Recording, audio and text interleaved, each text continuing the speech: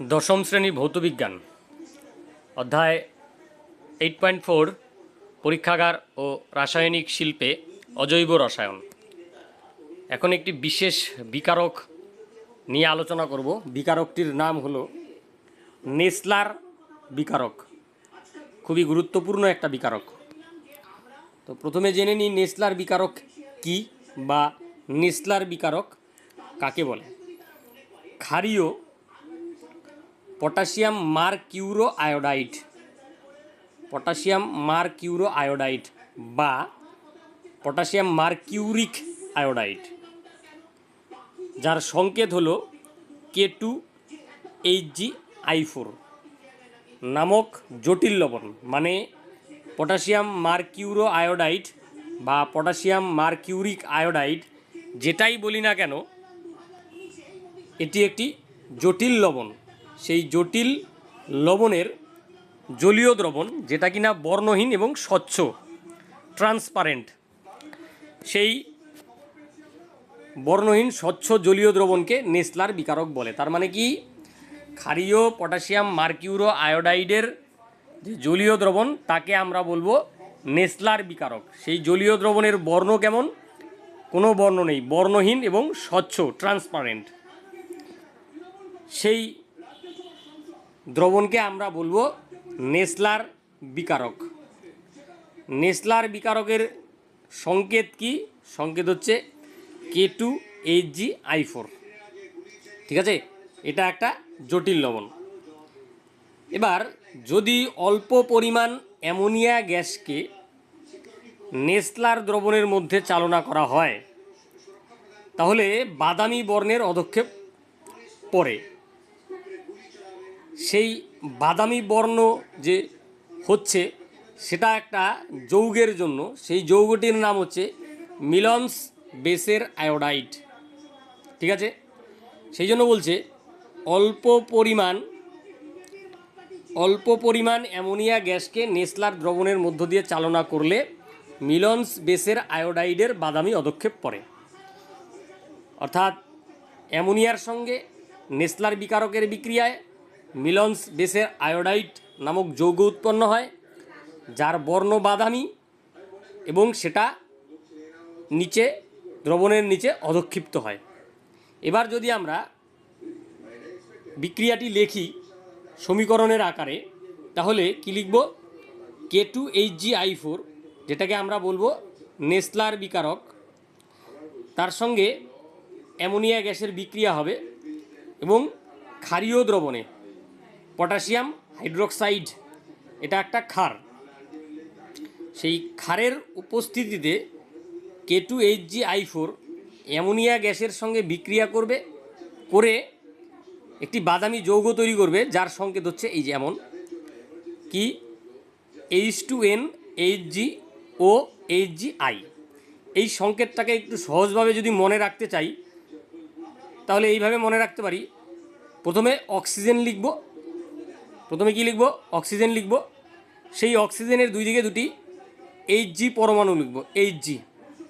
Hg মানে হচ্ছে mercury, পারদ, যার ল্যাটিন নাম হচ্ছে হাইড্রারজিরাম, সেখান থেকে Hg এসছে। তো অক্সিজেন পরমাণু, তার দুদিকে দুটি Hg পরমাণু, তারপর একদিকে I, একদিকে NH2 গ্রুপ। এই মিলে হলো মিলনস বেসের আয়োডাইড যে যৌগ, তার সংকেত। সেটি একটি অধক্ষেপকে বোঝানোর জন্য আমরা এই চিহ্নটা দিয়ে থাকি, সেটা এখানে দেয়া আছে। আর গ্যাসকে বোঝানোর জন্য আমরা এরকম চিহ্ন দিয়ে থাকি, ঊর্ধ্বমুখী তীর চিহ্ন। আর অধক্ষেপকে বোঝানোর জন্য নিম্নমুখী তীর চিহ্ন। ঠিক আছে, এইভাবে করে মিলনস বেসের আয়োডাইড তৈরি হলো। সেই সঙ্গে আরও কি উৎপন্ন হবে? Ki, পটাশিয়াম আয়োডাইড, একটি লবণ এবং তার সঙ্গে জল। তাহলে ক্ষারীয় যে পটাশিয়াম মারকিউরো আয়োডাইডের দ্রবণ, স্বচ্ছ দ্রবণ, অর্থাৎ KOH প্লাস K2HgI4, তার সঙ্গে অ্যামোনিয়া গ্যাস বিক্রিয়া করবে প্লাস NH3, তৈরি হবে H2NHgOHgI, যেটাকে আমরা বলছি মিলনস বেসের আয়োডাইড, যার বর্ণ হচ্ছে বাদামি এবং এটি দ্রবণের নিচে অধক্ষিপ্ত হয়, তার সঙ্গে উৎপন্ন হবে কেআই, তার সঙ্গে উৎপন্ন হবে জল।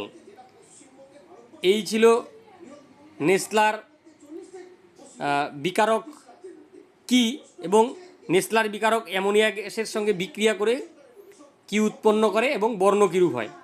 এবার তাহলে আমরা যদি প্রশ্ন করি যে নেসলার বিকারকের একটি ব্যবহার লিখো, তা নেসলার বিকারকের ব্যবহার আমরা বলতে পারি যে অ্যামোনিয়া গ্যাসকে শনাক্ত করার জন্য আমরা নেসলার বিকারক ব্যবহার করব। কেন? কারণ নেসলার বিকারক অ্যামোনিয়া গ্যাসের সঙ্গে বিক্রিয়া করে বাদামি বর্ণ উৎপন্ন করে, আর কোনো গ্যাসের সঙ্গে বিক্রিয়া করে এরূপ বাদামি বর্ণ উৎপন্ন করতে পারে না। ঠিক আছে, তো আরেকটা কথা বলে রাখি, একটু অবগত করে রাখি যে বাদামি বর্ণ কিন্তু একদম তামাটে বাদামি বর্ণ, তামাটে কালার। এই যে আমাদের বাড়িতে তামার পাত্র বা তামার তার যে আছে, তার যে কালারটা বর্ণটা সেই রকমই বর্ণ হয়। কোথাও যদি অল্প একটুও অ্যামোনিয়া গ্যাস থাকে, অল্প পরিমাণ, সামান্য পরিমাণ, সেই অল্প পরিমাণ অ্যামোনিয়া গ্যাসও এই নেসলার বিকারকের সঙ্গে বিক্রিয়া করে তামাটে বাদামি বর্ণ উৎপন্ন করে, চকচকে তামাটে বর্ণ উৎপন্ন করে। ঠিক আছে, তাই অল্প পরিমাণ অ্যামোনিয়া থাকলেও সেটাকে আমরা কিন্তু শনাক্ত করে ফেলতে পারবো। এই ছিল নেসলার বিকারক সম্পর্কে বিস্তারিত আলোচনা। আশা করি তোমরা বুঝতে পেরেছো। এখন এই অংশটুকুন থেকে কি কি প্রশ্ন হতে পারে সেই প্রশ্নগুলি নিয়ে একটু আলোচনা করছি। ঠিক আছে, 1 নম্বর প্রশ্ন এরকম হতে পারে যে নেসলার বিকারক কি, এর সংকেত লিখো। 2 নম্বর প্রশ্ন এরকম হতে পারে নেসলার বিকারক বাদামি বর্ণ হয় কার সংস্পর্শে, H2S, NH3, N2, CO2। আরেকটা প্রশ্ন হতে পারে এরকম নেসলার বিকারকের সঙ্গে অ্যামোনিয়ার বিক্রিয়ায় কী রং উৎপন্ন হয়। আরেকটা প্রশ্ন এখানে লেখা যেতে পারে যে নেসলার বিকারকের ব্যবহার লিখো। আরেকটা প্রশ্ন লেখা যেতে পারে এরকম যে অ্যামোনিয়া গ্যাসকে শনাক্ত করার জন্য আমরা কোন বিকারক ব্যবহার করব। ঠিক আছে, তো এই ছিল নেসলার বিকারক সংক্রান্ত কয়েকটি গুরুত্বপূর্ণ প্রশ্ন। আশা করি আলোচনা সবার ভালো লেগেছে। আলোচনা এখানেই শেষ করছি। ধন্যবাদ।